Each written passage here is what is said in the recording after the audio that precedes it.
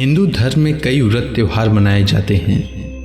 उनमें से एक व्रत है शीतला अष्टमी व्रत। शीतला अष्टमी व्रत के दिन शीतला माता की पूजा की जाती है। शीतला माता को प्रसन्न करने से घर परिवार में कोई भी समस्या नहीं आती है। शीतला माता परिवार की रक्षा करती हैं, इसीलिए हर मनुष्य को शीतला माता की पूजा करनी चाहिए। साथ ही शीतला माता की कहानी भी सुननी चाहिए। तो आज मैं आपके लिए शीतला माता की कहानी लेकर आया हूँ। तो आइए सुनते हैं शीतला माता की कहानी। शीतला माता की कई कहानियाँ प्रचलित हैं। शीतला माता की पहली कहानी। यह कहानी बहुत पुरानी है।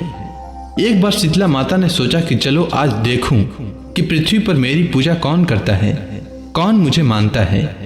यही सोचकर शीतला माता धरती पर राजस्थान के डुंगरी गांव में आई और देखा कि इस गांव में मेरा मंदिर भी नहीं है, ना मेरी पूजा है। माता शीतला गांव की गलियों में घूम रही थी। तभी एक मकान के ऊपर से किसी ने चावल का उबला पानी नीचे फेंका। वह उबलता पानी शीतला माता के ऊपर गिरा, जिससे शीतला माता के शरीर में छाले पड़ गए। शीतला माता के पूरे शरीर में जलन होने लगी। शीतला माता गांव में इधर उधर भाग भाग के चिल्लाने लगी, अरे मैं जल गई, मेरा शरीर तप रहा है, जल रहा है, कोई मेरी मदद करो। लेकिन उस गांव में किसी ने शीतला माता की मदद नहीं की। वहीं अपने घर के बाहर एक कुम्हारन महिला बैठी हुई थी। उस कुम्हारन ने देखा कि यह बूढ़ी माई तो बहुत जल गई है, इसके पूरे शरीर में तपन है, इसके पूरे शरीर में छाले पड़े हुए हैं, यह तपन सहन नहीं कर पा रही है। तब उस कुम्हारन ने कहा कि माँ तू यहाँ आकर बैठ जा, मैं तेरे शरीर के ऊपर ठंडा पानी डालती हूँ। कुम्हारन ने उस बूढ़ी माई पर खूब ठंडा पानी डाला और बोली, हे माँ, मेरे घर में रात की बनी हुई राबड़ी रखी हुई है, थोड़ा दही भी है, तू दही राबड़ी खा ले। तब बूढ़ी माई ने ठंडी ज्वार के आटे की राबड़ी और दही खाया तो उसके शरीर को ठंडक मिली। तब उस कुम्हारन ने कहा, आ माँ बैठ जा, तेरे सिर के बाल बिखरे हुए हैं, ला मैं तेरी चोटी गूंद देती हूँ। और कुम्हारन माई की चोटी गूंदने हेतु कंघी बालों में करती रही।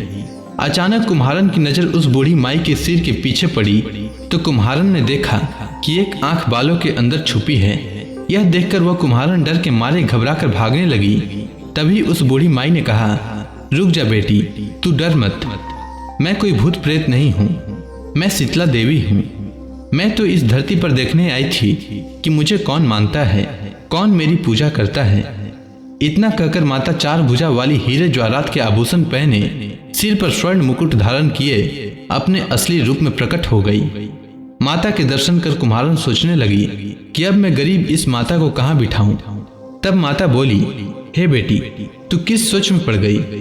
तब उस कुम्हारन ने हाथ जोड़कर आंखों में आंसू भरते हुए कहा, हे माँ, मेरे घर में तो चारों तरफ दरिद्रता ही बिखरी हुई है, मैं आपको कहाँ बिठाऊं। मेरे घर में ना तो चौकी है, ना बैठने का आसन। तब शीतला माता प्रसन्न होकर उस कुम्हारन के घर पर खड़े हुए गधे पर बैठकर एक हाथ में झाड़ू, दूसरे हाथ में डलिया लेकर उस कुम्हारन के घर की दरिद्रता को झाड़कर डलिया में भरकर फेंक दिया और उस कुम्हारन से कहा, हे बेटी, मैं तेरी सच्ची भक्ति से प्रसन्न हूँ, अब तुझे जो भी चाहिए मुझसे वरदान मांग ले।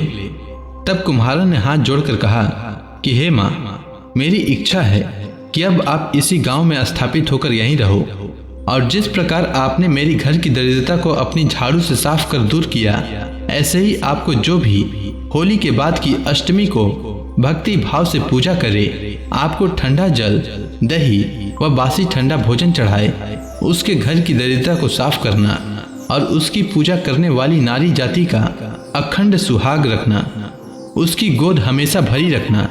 साथ ही जो पुरुष शीतला अष्टमी को नाई के यहाँ बाल न कटवाए, धोबी को कपड़े धुलने न दे और पुरुष भी आप पर ठंडा जल चढ़ाए, नारियल फूल चढ़ाकर परिवार सहित ठंडा बासी भोजन करे, उसके काम धंधे व्यापार में कभी दरिद्रता न आए।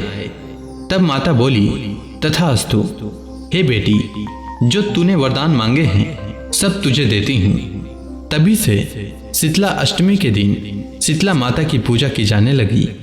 इस कथा को जो भी सुनता है उसके घर की दरिद्रता का नाश होने के साथ ही उसके सभी मनोकामनाएं पूरी होती है। अब आइए सुनते हैं शीतला माता की दूसरी कहानी।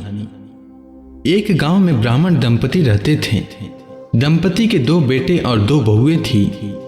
दोनों बहुओं को लंबे समय के बाद बेटे हुए थे। इतने में शीतला अष्टमी का पर्व आया। घर में पर्व के अनुसार ठंडा भोजन तैयार किया गया। दोनों बहुओं के मन में विचार आया कि यदि हम ठंडा भोजन करेंगे तो बीमार हो जाएंगे और बेटे अभी हमारे छोटे हैं। इस कुविचार के कारण दोनों बहुओं ने पशुओं के दाने तैयार करने वाले बर्तन में गुपचुप 2 बाटी तैयार कर ली। सास बहू शीतला की पूजा करके आई, शीतला माता की कथा सुनी। बाद में सास तो शीतला माता के भजन करने के लिए बैठ गई, परंतु दोनों बहुएं बच्चे रोने का बहाना बनाकर घर आ गई।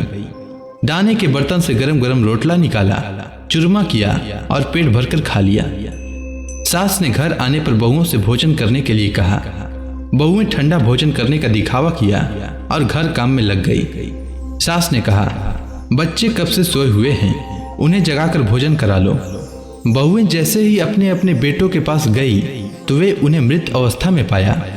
ऐसा बहुओं की करतूतों के फलस्वरूप शीतला माता के प्रकोप से हुआ था। बहुएं विवश हो गई। सास ने घटना जानी तो बहुओं से झगड़ने लगी।